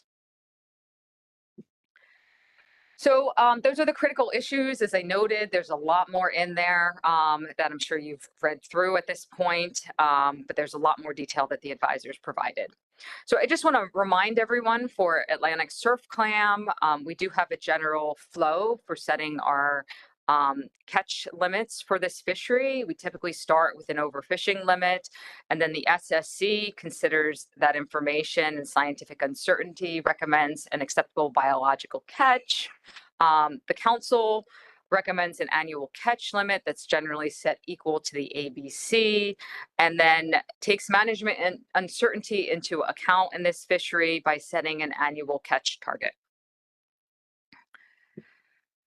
So the staff reviewed all of the information available for Surfclam, including the new management track assessment information. And initially, the staff had recommended no changes to the OFLs and ABCs for 2025 and 2026, and requested new OFLs and ABCs for 2027 and 2028 from the SSC. I'll just note that the SSC replaced the 2025 and 2026 OFLs and provide OFLs and ABCs, and then provided new values for 2027 and 2028 because those are not yet available, and we're anticipating getting that Ocean Quahog management track assessment in 2026. So when our specifications run out, we would need to have those values available. So at this point, I'll hand the presentation over to Dr. Arago to review the SSC comments. Okay, thank you, Jessica. Can you hear me okay? Yes, we can. Okay, thank you very much. Next slide, please. Yeah, first of all, just wanted to note that the SSC is impressed with the assessment. The overall data quality is very high. There's a strong and very sound statistical survey design and good monitoring of the fishery. There's been a long history of collaboration with the industry, and one of those aspects has been some extensive experiments to define survey efficiency. So all of that's very positive. Fishing mortality, however, is very low. So one of the things that happens there is that there's little contrast, and the commercial fishery itself generally has relatively minor impact on stock dynamics. It takes a while for those impacts to be manifest. So the reference points we note, they can vary across time as each model is updated, and that also changes the OFLs. And so one of the criteria that we used when we recommended changing the 25 and 26 previously specified quotas was the fact that this new sequence would be the best scientific information available, and would give you a consistent time series. A concern, and I'll come back to that in a little bit again, is that, as you noted in the graph of stock biomass from the assessment, as well as the LPUE trend, there's been about a 50% decline in stock biomass over a quarter century. And recruitment has declined slightly over this period, and the catches have been reasonably constant. But there are some scale changes. So, excuse me, I've got somebody at the door, so I have to get that. I'll check with you in a moment. Sorry.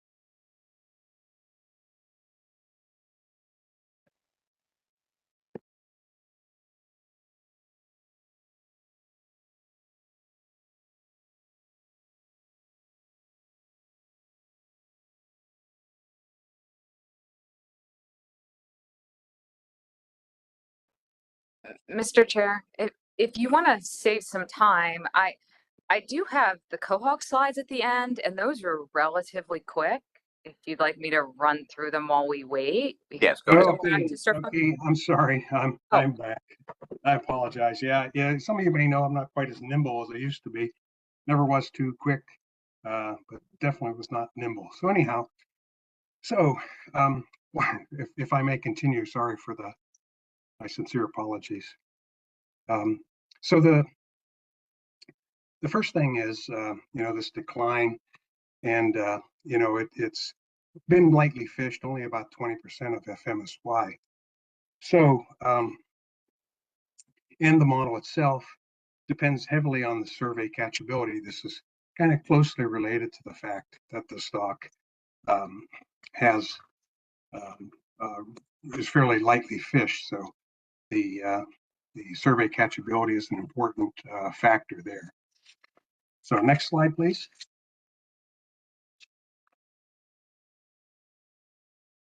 As Jessica noted, it's not overfished, nor is overfishing occurring. It's at a high stock biomass. It's still about 2 times BMSY, but it's been declining at about 3% per year. We recommend going with the revised set of ABCs, therefore replacing 25 and 26. We applied our OFLCV criteria, assigned it a level of 100%. So given these values, the catch levels are described there, 46,141 up to 41,971 in 2028. Next slide, please. Sources of uncertainty include, we noted that the growth rates in both the northern and southern areas are declining, particularly with respect to the L infinity, that's the maximum size estimate.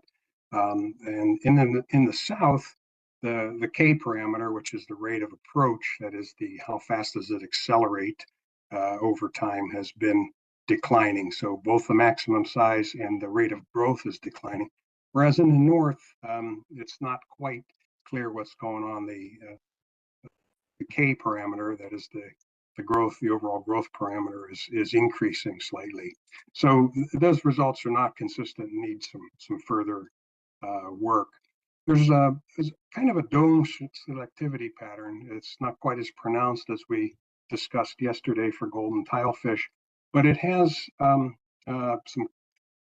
important consequences, and it may in fact simply reflect the fact that there are some interactions not currently well understood.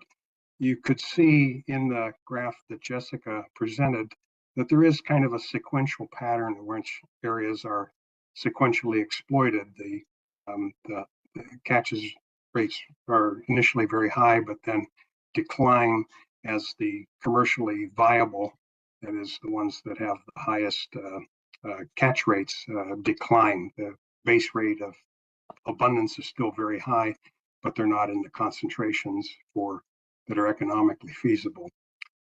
So we don't really, as in almost all stocks, we don't understand the factors controlling recruitment. And we do have this kind of lag because the commercial gear don't really select for younger animals, which is by design. So, and again, these trends in population are more likely influenced by both growth, declines in recruitment, and possibly natural mortality. So we'll talk about that as well. So, and then the other concern was the fact that the length sampling has declined over the past 3 years. Sort of the general port sampling kinds of concerns raised in many other assessments. And then my final slide concerns research recommendations. One of the things that was suggested is that warmer temperatures have definitely been shown to reduce growth rates. And at some point they get so warm that they can't acquire enough food to meet their metabolic demand, and they starve. So these kinds of experiments might be done in a laboratory and might give some important insights into potential natural mortality and its relationship to changing body temperatures. So there could be some utility in that. The model might be able to infer, back it out, so to speak, what the magnitude of changes in natural mortality are. But direct experimental evidence is probably a better metric for doing this. And then this changing spatial scale, the changing footprint of the fishery is an important part. The sequential declines in LPUE usually are and have been interpreted with respect to economic viability and catch rates per hour kinds of criteria. So it ultimately the fishery depends on not only getting adequate resource per unit time, but also identifying those areas and understanding whether those areas are important to the long-term dynamics. So sort of a spatially distributed model is something that could be investigated. So with that, I'll turn it back over to you, Jessica. And again, my apologies for the delay. Yeah, thank you, Dr. Rego. Just, I have a quick question on one of your earlier slides, if I can jump back, because I think you noted in the SSC report that the BMSY is 2 times the target. No, the current abundance is what if I said that incorrectly, the current abundance is about 2 times BMSY. It is not. The current abundance is 95% of BMSY. I Okay. think some of the confusion is the ratio based threshold and target that Dr. Hennon chose. 1.0 is the threshold, 2.0 is the target. Okay. You actually have to go back and divide it by 2. And Dan and I have actually talked that the next time he updates reference points, he's going to anchor everything on 1, because it makes it a heck of a lot easier and creates less confusion. So I just yeah. All right. Yeah. Thank you very much for correcting that, and my apologies for that too. So I'll put it on the list. No, I think we all flip back and forth on that. Okay. Thank you. Thank you, Dr. Rego. Just jumping ahead. As Dr. Rego noted, the SSC provided new OFLs and ABCs based on the management track assessment. So those are provided in blue. And the current council recommendations that are on the books for annual catch limits, annual catch targets, and commercial quotas are provided in the brighter blue. And I noted, we've got 25, 26 on books already implemented and approved by the council. So we would be looking in 2026 to develop new specifications when we get the Ocean Quahog package. However, I do want to note one thing. When the SSC revised those ABCs, now they are slightly different than your prior catch limit recommendations. So I went back and took a look at the regulations just to remind myself how we're supposed to do this. And the regulation 648.70 note that the council staff shall recommend to the council ACLs for these fisheries, which shall be equal to the ABCs that are recommended by the ABC. And I remembered back when we were working on development of this catch limit amendment that we wrote it in that way to allow some flexibility for the council. So really, there's nothing in those regulations that compel you as a council to accept my recommendation. You can set an ACL less than an ABC, and in the past, in the case of tilefish and some of the other fisheries, you have in fact done that. So at this time, and based on some discussions I've had with others, there really isn't a good reason for you to change those measures. The fishery right now is landing about 25% of the current ABCs that you have in place. You've already implemented these measures.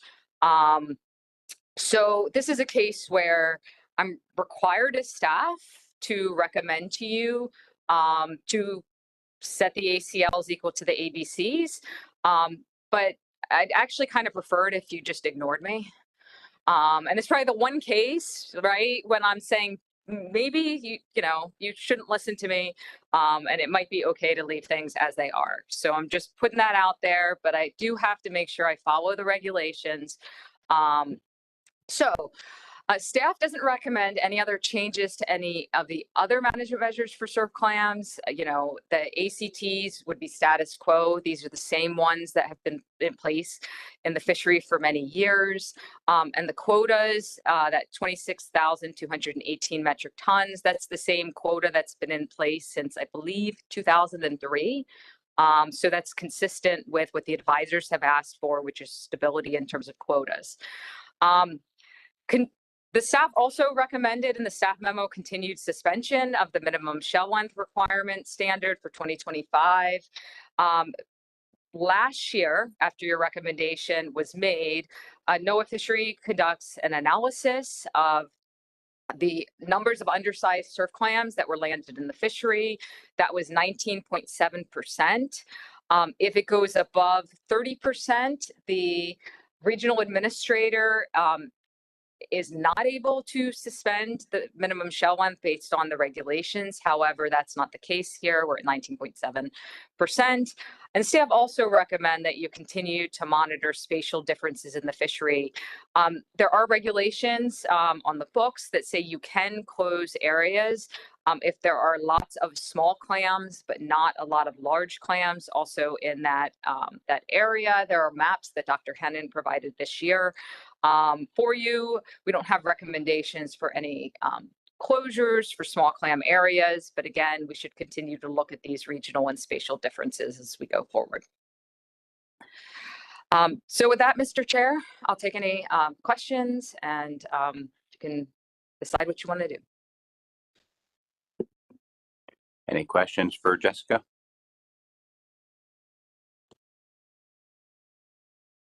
Peter Hughes. Thank you, Mr. Chairman. Thank you, Jessica. I don't have a question. I just have a fun comment. If I could point something out. If you could go back to slide 7.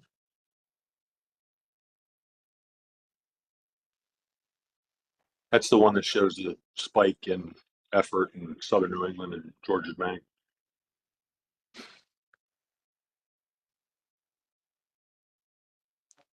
Yeah, there you go. So I've been in the industry for a long time, and I'm familiar with the history of the fishery going back to the start of this time series in here. And this slide, now I know that we don't, as a council, take this into consideration, but this slide is a good slide to show you what American consumerism looks like and how the industry has changed due to the likes and dislikes of the American consumer and the health consciousness of the American consumer. It shows most of this, the majority of these landings are clam chowder. That's what the majority of these landings are. And you'll see that thick black line, it just continues to decline. And that's just the, health consciousness and the consumerism in America. And, the clams are out there, they're available. We could be at those 1980 spike levels if that, if people still enjoyed clam chowder like they did back in the early 80s and 90s. So just kind of a fun historical slide also. Thanks. Michelle Duval. Thank you, Jessica, for bringing up the ratio, because I also found it's a little confusing to wrap your head around when you're thinking about the threshold and the target. So I'm glad that you and Dan have been talking about that, and it'll be hopefully a little bit easier for us to wrap our heads around the next time. It just takes a few times reading through it. It's not difficult, just because surf clam is different, it's a little different than some of the other species we deal with. So thanks. Rich Wong. Thank you, Mr. Chair. I have a question for Jessica. Could you provide the council a little bit of historical context on the minimum size limit? Is there a biological basis for that, or? Thank you. Yeah, and Doug may also be able to add some context to that as well. But I think that minimum size, there was a lot of interest early on in the fishery in terms of maintaining, high fishery yields, not taking too many of the small clams, allowing them to grow. And I think that relates to the same thing with those small clam closure areas, which is a separate set of regulations that are in there. That relates to closing areas where there were beds with lots of small clams so that you could allow those to sort of grow up until they were large enough and provided a large enough yield. So that's the other set of regulations that's in there that deals with the small clam piece. Since the mid 2000s, the small clam regulations have been suspended each year. And there has been a change over time in terms of those percentages of small clams in the fishery. If I go back to 2003, 2004, it was sort of 1 or 2%. Those numbers have ticked up in more recent years, smaller clams being harvested, but there are also other things going on in the industry, and I know Peter's probably familiar with this, where there are also facilities, historically there were more plants that were only doing hand shucking. So obviously if you're holding clam, having to shuck it by hand, that's different than some of the approaches that are newer with like the mechanical shucking, where they're able to steam them and mechanically shuck. And it's a little bit easier to process larger volumes of smaller clams than if you were doing it manually by hand. So there are also those changes going on in the fishery at the same time. Doug, do you have anything? Doug? Okay.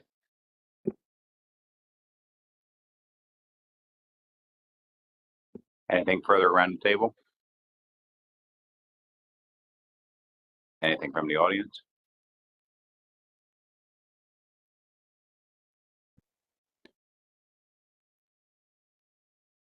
Peter, I believe you have a motion.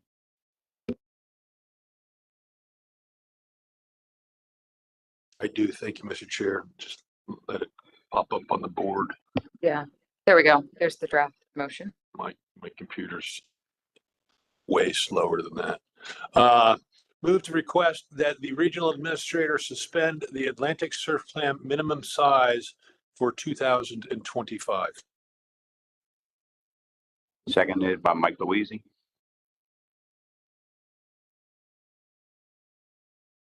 Peter, do you have anything else to add to the motion? It's pretty straightforward. It's pretty straightforward. It's been standard practice, so thanks. Yep.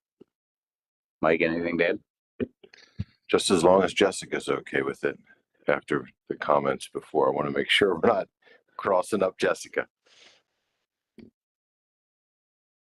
Any discussion on the motion? Any objections to the motion? Any abstentions to the motion? One abstention. Carfo. The motion passes by unanimous consent with one abstention. Jessica, do you have anything else to bring before us? Not on surf clams. All right, let's go on to the ocean Quahog. Okay. Let me switch gears here. All right. So as I previously indicated for Ocean Quahog, we received a commercial data update this year. So the information we're looking at that's available to us in terms of the stock assessment is from the last management track assessment we received. So that's data through 2019. Based on that information, Ocean Quahog is not overfished. It's above that threshold level, and the biomass is slightly above the current target level. Overfishing is not occurring in the Quahog fishery based on data through 2019. And based on that data update, we were able to update landings through the most recent full year, which is 2023. So you'll see those total Quahog landings given as the red line on this graph. The quota is that dotted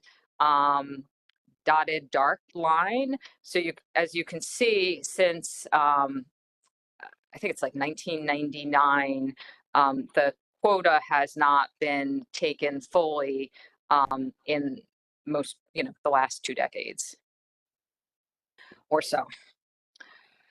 Similar to surf clams, the landings information is also broken down by area, with Southern Virginia and Delmarva in the south, where Quahog landings were previously a substantial component. They no longer are. Now most of the landings are coming from Long Island, Southern New England, and the Georges Bank area. The landings per unit effort, the average landings for Quahogs has been relatively flat over time. We saw it was a little bit higher earlier in the time series in the 80s, and it's been a little bit higher in recent years. But overall, across all years and all regions, it's been a relatively flat landings per unit effort. There were 12 non-main vessels that participated in the Quahog fishery, either landing quahogs or quahogs and surfclams in 2023. That's about the same as 2022. The main fishery, which receives an allocation of 100,000 main bushels per year, landed 9,841 bushels. Those landings have been gradually declining over time. That is a small component of the fishery. It tends to be a higher value component of the fishery where the prices per bushel are substantially higher than sort of the main ITQ part of that fishery. So that 9,000 bushels does have a pretty good value associated with it. There were 8 processor dealers for Surfclam and Ocean Quahog in 2 states. And the Quahog S vessel value was about $21 million in 2023. That's about the same as 2022. And that follows a similar pattern to Surfclam where the landings were down a little bit, but the prices went up a little bit. So you pretty much ended up in the same place in terms of X vessel value. For the non-main landings, so the ITQ fishery through July 31, this is from the NOAA Fisheries Quota Monitoring Site. And the quota is about 5.3 million bushels. The green line is the quota rationing trajectory. So the 2024 landings through July 31, which is that dark blue, are coming in a bit lower than the 2023 landings, which is that yellow line. The Ocean Quahog catch limit, flow chart that we follow is similar to Surfclam's with one difference. We do set 2 annual catch targets in this fishery. One is for the non-main fishery, that's at 100,000 main bushels for that main mahogany quahog fishery. And then the annual catch target for the non-main fishery. I think I said non-main twice. There's a main fishery, there's a non-main fishery. We set those separately, 2 separate ACTs. So your previous recommendations for 2025 and 2026 in dark blue are the OFLs and ABCs that were previously recommended by the SSC and that were not changed this go round. The annual catch limits that you've recommended are given there. The annual catch targets for each year are 25,924 metric tons and a commercial quota of 24,689 metric tons. As I noted, these are commercial quotas that have been set since the mid-2000s at the same levels. So no change there for a long time to those quota levels. So staff reviewed this information and recommended no changes to measures for 2025. In 2025, you'll have the opportunity to review the 2026 measures next year. And we expect in 2026 to receive that Ocean Quahog management track assessment. So we should have new information available to set new specifications along with the 27 and 28 recommendations that you already received for Surfclams. And with that, Mr. Chair, I'll take any questions. Thank you, Jessica. Any questions, comments for Jessica?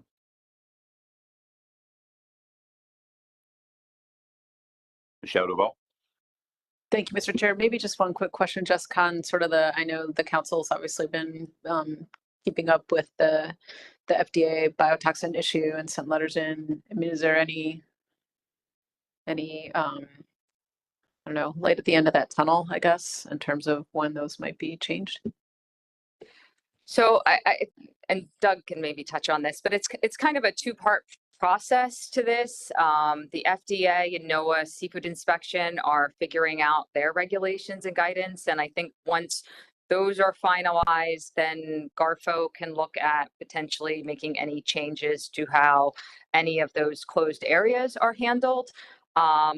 So my understanding is that's been in the works. And when we last checked in, they were still working on it, but maybe Doug has a more recent update? No, not much of a more update, but as you said, the current closure, our plan is to have that replaced by a new biotoxin monitoring program that FDA and Seafood Inspection are setting up, and they haven't announced those new setups. Some of that may depend on a publication of changes to the ISSP model ordinance they were made last year, but they haven't been published yet. So there's sort of steps in the process that have to happen before we can get there.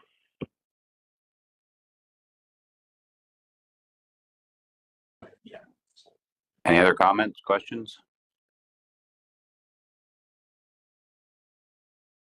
Jessica, I did not see anybody else. Anybody from the audience? Seen nothing. Anything else that you need to bring before us with this? No, if there's no changes to be made, we're done. Quahog. All righty, that sounds perfect. I don't see any changes, so thank you very much for the presentation. Let's just get off to an early lunch this time.